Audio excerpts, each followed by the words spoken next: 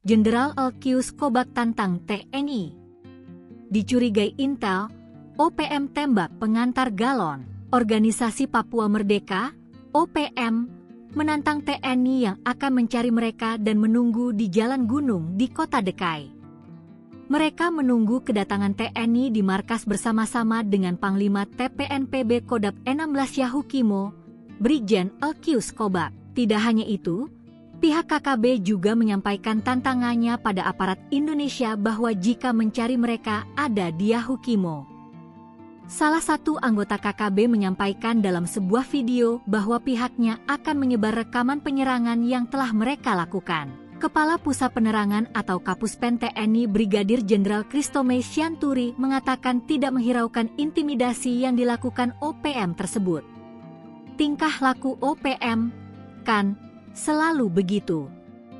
Tak usah dihiraukan, kata Kristome Jumat, 2 Mei 2025. Dia mengatakan, kehadiran prajurit tentara di bumi cendrawasih itu dibutuhkan masyarakat. Menurut dia, adanya TNI dapat memberikan perlindungan bagi masyarakat dan membantu pemerintah dalam percepatan pembangunan di Papua. Kelompok kriminal bersenjata atau KKB kembali eksekusi warga di Yahukimo, Papua.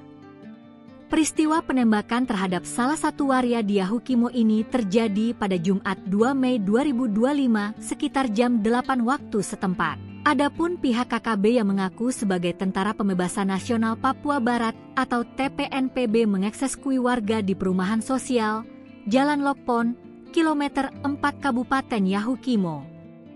Penembakan salah seorang warga diakui oleh TPNPB dan mengungkapkan bahwa mereka bertanggung jawab atas penyerangan itu. TPNPB menyampaikan bahwa penembakan dilakukan oleh Batalion Sisibia dan pasukan TPNPB Kodap 16 Yahukimo.